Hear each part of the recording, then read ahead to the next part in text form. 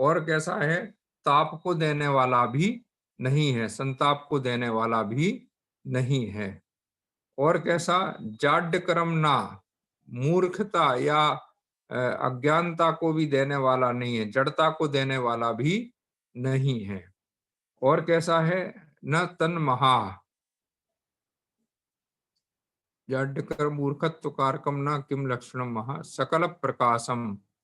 और कैसा है, स्तुवे भवत्या सकल प्रकाशकम, संपूर्ण रूप से प्रकाशित करने वाला है। तो हे सरस्वती, जो आपका तेज है वो ना दिन की अपेक्षा करता है और ना रात्रि की अपेक्षा करता है, ना अभ्यंतर माने अंदर की अपेक्षा करता है और ना बाह्य की अपेक्षा करता है। और जो ना संताप को करता है, ना जड़ता, जड़ता यानी मूर्खता भी होता है, अज्ञानता भी होता है, तो जड़ता को भी नहीं करता है। उन समस्त पदार्थों को प्रकाशित करने वाले तेरे तेज की, आपके तेज की मैं स्तुति करता हूँ, स्तुवे, स्तुति करता हूँ, तन महा, आपके उस महा, मह माने तेज की, मह माने एक सुगंधित पदार्थ के लिए भी मह बोलते हैं, महनीय पदार्थ को भी बोलते हैं। और यहाँ कह रहे हैं कि आपका जो तेज है वो न दिन की अपेक्षा करता है, माने न रात्रि की अपेक्षा करता है, न अंदर की अपेक्षा करता है, न बाही की अपेक्षा करता है। और न वह ताप को देने वाला है, न वह जड़ता को देने वाला है। और बदले में क्या करता, बल्कि क्या करता है, सकल प्रकाशकम, संपूर्ण रूप से प्रकाशित करने वाला है। अब संपूर्ण रूप से किसको प्रकाशित करता है, तो पदार्थों को प्रकाशित करता है। ऐसे पदार्थों को प्रकाशित करने वाली हे सरस्वती, आपकी मैं स्तुति करता हूँ। अब जो स्तुति करेगा, देखना, वो एक होता है बाह्य का प्रकाश और एक होता है अंतर का प्रकाश। जो ज्ञान है, सरस्वती है, वह अंतः प्रकाश करने वाली है, अंतर को प्रकाशित करने वाली है। और जिसका अंतर प्रकाशित हो जाता है उसे फिर बाह्य प्रकाश की आवश्यकता नहीं रहती। एक जब प्रश्न उपस्थित किया गया कि संसार में प्रकाशित कौन करता है, तो उन्होंने कहा कि सूर्य प्रकाशित करता है। तो फिर किसी ने कहा कि सूर्य तो सिर्फ दिन में प्रकाशित करता है, जब दिन समाप्त हो जाए तो फिर रात्रि में कौन प्रकाशित करता है, तो उन्होंने कहा रात्रि में चंद्रमा प्रकाशित करता है। अब उन्होंने कहा कि मान लीजिए कि जब ना तो रात्रि है, ना तो सूर्य है और ना चंद्र है, तब ऐसे समय में कौन प्रकाशित करता है? तो वहां उत्तर दिया कि तब आपकी आत्मा ही प्रकाशित करती है, आत्मा ही आत्मा को प्रकाशित करती है। तो हे सरस्वती, जो आपका तेज है वह ना तो दिन की अपेक्षा करता है, ना रात्रि की अपेक्षा करता है, ना भीतर की अपेक्षा करता है, ना बाहर की अपेक्षा करता है। और जो आपका तेज है वह संताप को देने वाला भी नहीं है और ना ही जड़ता को, अज्ञानता को या एक स्थिरता को देने वाला भी नहीं है। तो ऐसा जो समस्त पदार्थ, प्रकार के पदार्थों को प्रकाशित करने वाला आपका ज्ञान रूपी तेज है, उसको मैं, उसकी मैं स्तुति करता हूँ, नमस्कार करता हूँ। देखिए, स्तुति करने के लिए भी स्तुति किस लिए की जाए, नमस्कार किस लिए किया जाए, तो और नमस्कार किसे किया जाए। अगर हम मान लो सरस्वती को नमस्कार कर रहे हैं, अनेक जनवाणी को नमस्कार कर रहे हैं, ज्ञान को नमस्कार कर रहे हैं, तो उसके पीछे प्रयोजन क्या है? उसके पीछे प्रयोजन है कि वह ज्ञान मुझे मिल जाए, उस ज्ञान की प्राप्ति मुझे हो। जहाँ प्राप्ति की कामना नहीं हो, गुणात्मक प्राप्ति की कामना नहीं हो, वहां स्तवन से, स्तवन कैसा हो जाता है? निष्प्रयोजन हो जाता है और निरर्थक हो जाता है। तो इसलिए कभी भी जिनेन्द्र भगवान का स्तवन करें तो उनके गुणों की प्राप्ति का लक्ष्य रखें। हमारे यहाँ कहते हैं वो, दुख खो कम्मक खो गोहिलाओ सुगई गमनम समाहि मरणम जिण गुण संपत्ति हो मध्यम। जिनेन्द्र भगवान के गुणों की संपत्ति मेरी हो जाए, मुझे प्राप्त हो जाए, इस भाव से स्तवन किया जाता है। तव स्तवेयत कविरश्मि सांप्रतम, तव स्तवस्तवेयत कविरम्मि सांप्रतम, भवत्प्रसादादिविलब्ध पाटवः सवित्री गंगा सरतेर्घदायको भवामि तत्तज्जल पूरितांजलि। क्या कह रहे हैं? हे सरस्वती माता, तेरे ही प्रसाद ने निपुणता को प्राप्त करके जो मैं इस समय तेरी स्तुति के विषय कवि हूं, और है जैसे कि मानो मैं गंगा नदी के पानी को अंजलि में भरकर उससे अर्घ देने के लिए ही। कहने का तात्पर्य है कि जो कुछ भी हमारे पास थोड़ा बहुत ज्ञान है वह भी हमने किससे प्राप्त किया है? आपसे ही प्राप्त किया है। तो हे सरस्वती माता, कविता रूपी चातुर्य है, कथन रूपी चातुर्य है, वर्णन रूपी चातुर्य है, वह किससे प्राप्त किया है? आपसे ही प्राप्त किया है। और अपने आप को कवि बना करके मैं आपकी ही स्तुति करने में प्रवृत्त हुआ हूं। तो इसके लिए कि अब इस स्थिति को कोई क्या कहे, तो जैसे कोई गंगा नदी के जल से अंजलि भर जल ले और उसी में अर्घ समर्पित कर दे उसी जल का, तो ऐसी स्थिति आज हमारी हो रही है। माने हमारे पास हमें जो कुछ भी ज्ञान की प्राप्ति हुई है या कवित्व प्राप्त हुआ है, यहाँ कवि का भाव कहने का है कि मैं जो आपकी स्तुति कर रहा हूँ, आपका वर्णन कर रहा हूँ, तो इसकी शक्ति भी मुझे सामर्थ्य कहाँ से प्राप्त हुई है? मुझे आपसे ही प्राप्त हुई है। तवस्तवे यत कविरश्मि सांप्रतम, सांप्रतम माने वर्तमान में, इस समय। वह भवत प्रसादादिव लब्ध पाटवा, आपके प्रसाद से ही प्राप्त हुई है। और पाटवा माने पटुता, पटुता माने पांडित्य, पांडित्य यानी कुशलता, जिसमें बुद्धि की कुशलता है उसे कहते हैं पंडित, पांडित्य। तो लब्ध पाटवा, जो हमने पांडित्य प्राप्त किया है, वह आपके प्रसाद से ही प्राप्त किया है। प्रसाद माने होता है फल। आपकी स्तुति करने से जो फल की प्राप्ति हुई है, उससे मुझे पांडित्य की प्राप्ति हुई है। और कैसे पांडित्य की प्राप्ति हुई है? कि मैं कवि कर्म करने में कुशल हुआ हूँ। कवि कर्म माने कविता करने में कुशल हुआ हूँ। कब कब कुशल हुआ हूँ? सांप्रतम, इस समय। सवित्री गंगा सरितेर्घदाय को भवामी तत्त जल पूरितांजलि। जैसे क्या कोई क्या करे,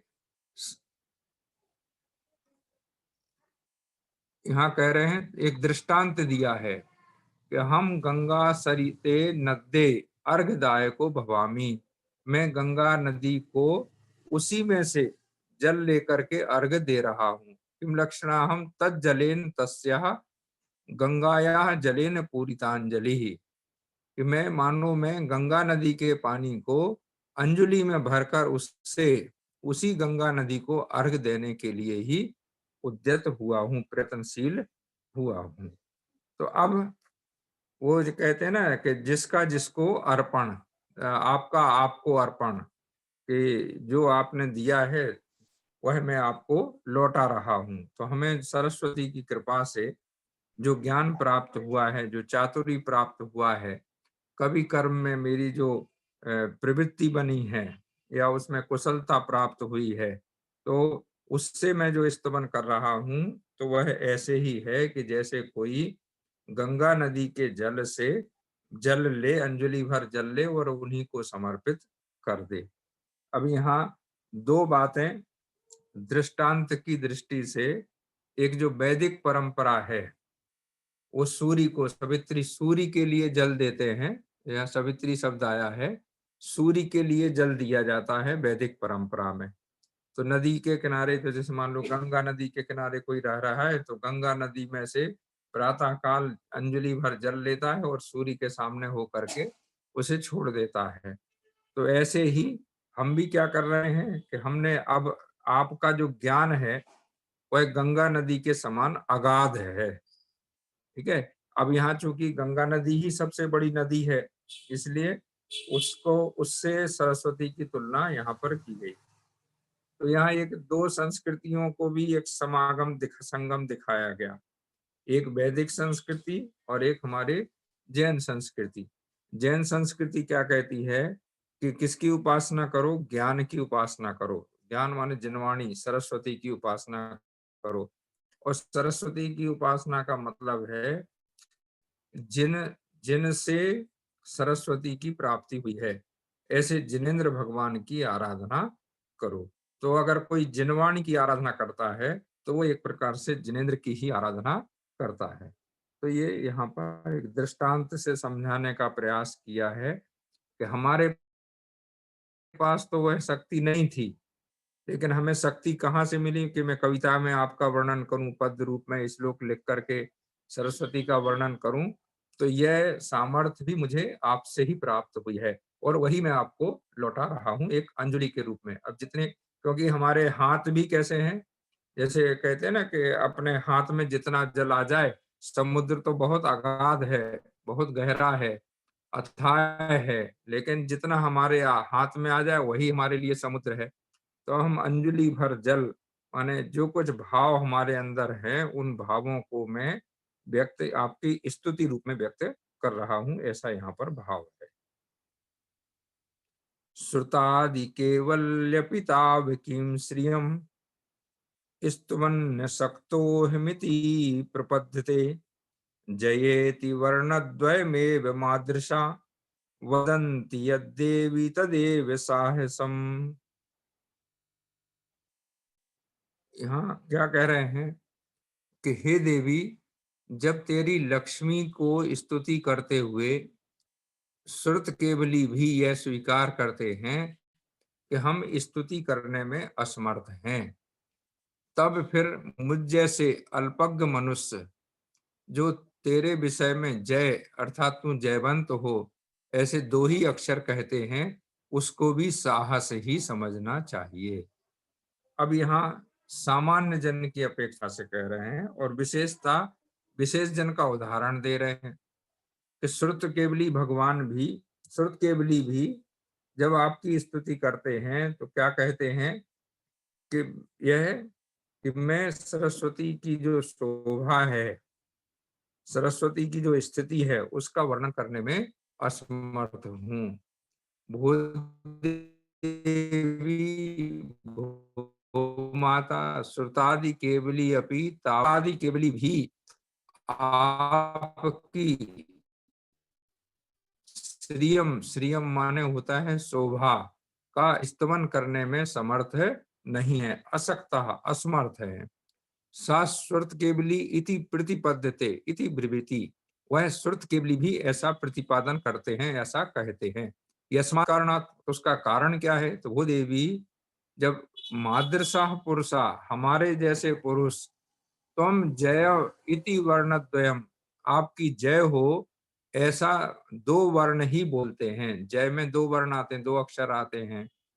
तदेव साहसम अद्भुतम गरिष्ठम, तो इसके लिए जो हमारा साहस, इसे साहस ही समझना चाहिए। यहाँ साहस किस बात के लिए साहस चाहिए? बड़े लोगों की जय बोलने के लिए भी साहस की आवश्यकता होती है। के सामने राजा की जय बोलना है तो उसके लिए भी अवसर की तलाश करते हैं। तो यहाँ वो कह रहे हैं आचार्य पद्मनंदी देव कि जहाँ श्रुत केवली भी आपकी जो शोभा की स्तुति करता हुआ जो श्रुत है, आदि में जिसके ऐसा केवली माने श्रुत केवली भी जब मैं श्रुतादि केवल्य पिताव किम श्रियम स्तुवन्न शक्तो हिमिति प्रपद्यते, मैं सरस्वती की शोभा अर्थात स्तुति करने में असमर्थ हूँ ऐसा अपने को मानता है, तब हमारे जैसे मुझ जैसे मनुष्यों की तो बात ही क्या, वे आपकी स्तुति करने में समर्थ नहीं है। और जो आपके सम्मान में आपकी शोभा के वर्णन में जो जय रूप दो अक्षर बोलते हैं, वह भी हमारा साहस समझना, हमने दीपक दिखाने के समान है। तो सूर्य महान ऐसे सरस्वती की जो स्थिति है वह बहुत महान है, और अगर हम उनका स्तवन भी करें तो स्तवन नहीं कर सकते हैं। श्रुत केवली जिन्हें जो संपूर्ण शास्त्रों के पारंगत होते हैं, वे भी आपकी शोभा का वर्णन करने में, माने शोभा से तात्पर्य यहाँ है सरस्वती की शोभा किससे है? श्रुत से है, ज्ञान से है। तो आपका जो ज्ञान है वो अगाध है, उसे कोई कहने वाला तो कह ही नहीं सकता। तो जब श्रुत केवली जैसे लोग जो शास्त्र के पारगामी हैं, वे जब आपका वर्णन करने में असमर्थ हैं, तो अगर मैं आपकी स्तुति में जय जैसे दो शब्द, दो अक्षर ही बोलता हूं, तो इसे भी हमारा साहस समझना चाहिए। इससे इस बात का ज्ञान होता है कि सरस्वती का जो भंडार है वो कैसा है? अगाध है, उस तक पहुंचना संभव नहीं है। तो मत्र लोकत्रय सदमनि स्थिता प्रदीपिका बोधमयी सरस्वती तदंतरस्थाखिल वस्तु संचयम जनः प्रपश्यन्ति सदृष्टियोपितः।